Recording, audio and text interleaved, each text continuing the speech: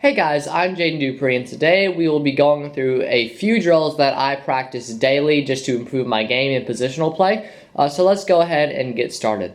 Okay, so this first drill is the first one that I start out with, and make sure you do this one on both sides. I'll explain what I mean later by that.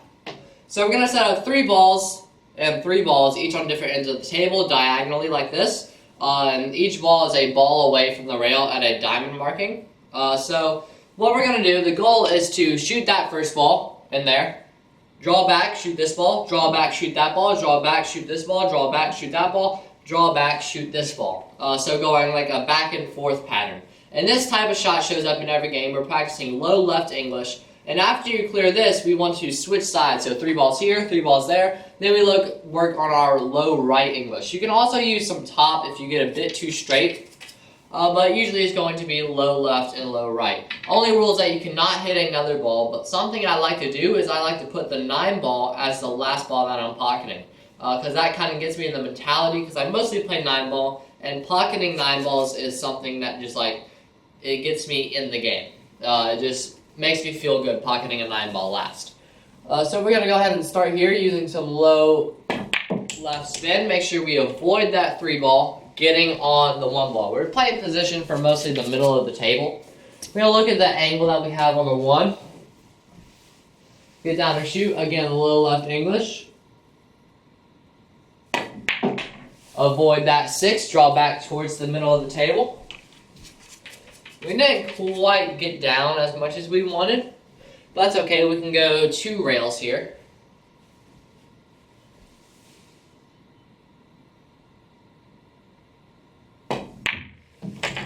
2 rails out above the 9 ball. Now we have the good angle on the 6 ball. We're going to check out that angle though. Never just want to get down and shoot it.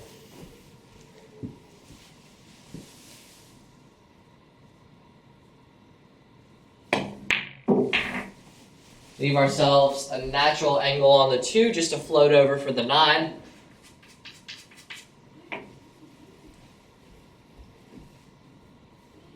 This is usually the toughest shot.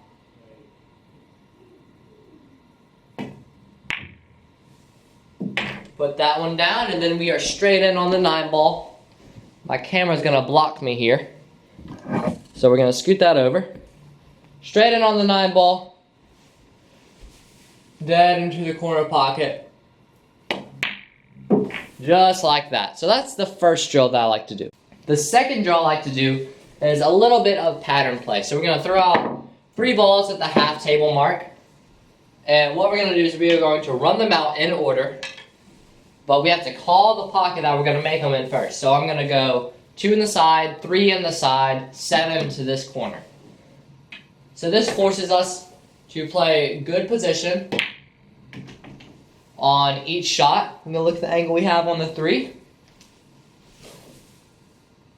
We're going to use a bit of draw to get over there for the 7. And this is a 3 ball run out. And for 3 ball run outs, I usually do these 7 or 8 times in a row before I move on to 4 ball run outs, which are a bit harder. And I usually do these like 5 in a row. So for this one, I'm going to call 2 in the side, 3 in the corner, 4 in the corner, 8 to this corner. So we're just looking at every angle of the shot before we shoot.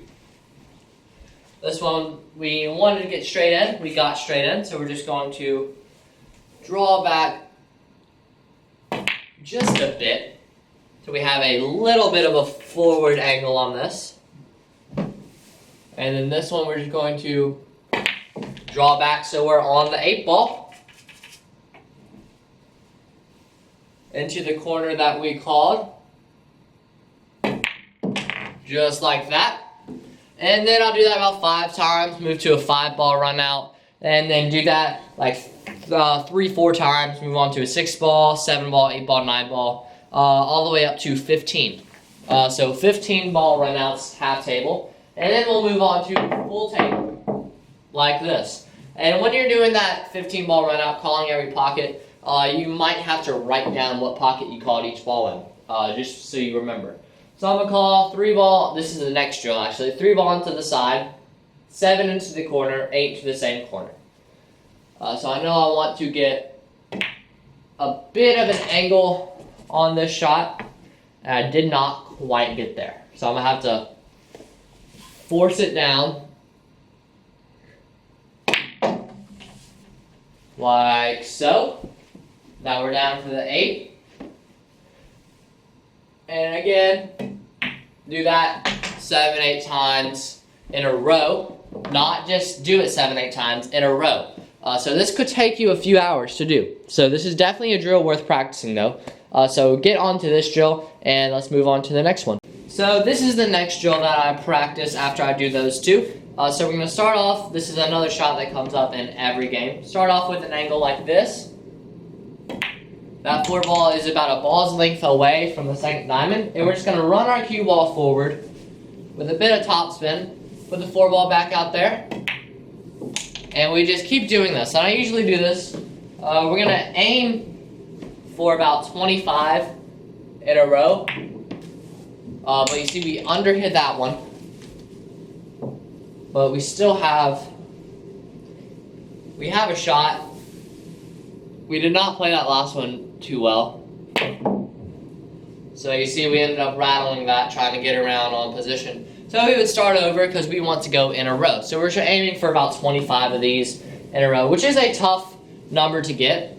But you see you just roll forward, pot the ball, and keep trying to do the same shot over and over and over again. Playing position for a ball that is not on the table. I imagine snooker players do this when they're playing position for a ball that's not on the table. And also, I guess this is an easy way to do it. Just get straight in on our shot. Just keep playing it.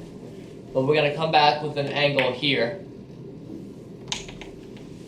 But you see, just shoot this over and over and over again. You'll get harder shots like this that you're going to have to focus on and try to get on the other side of the ball. But we came up a little short there, but I don't want to spend too much time discussing this. So let's move on to the next drill. So this is the last drill that I will discuss in this video. If you want a second edition, just comment down below and ask for a second edition, and I will video another one soon. But we're going to start off, set up 5 balls. This is a banking drill. So we're just going to start with ball in hand. Bank each ball. We get ball in hand on each bank. And you see, even with ball in hand, it's tough to control those banks. I usually struggle with the second bank, and then I lock down and start to gain control.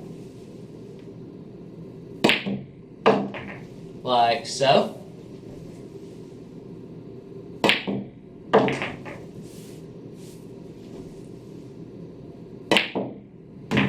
Just like that. Last ball.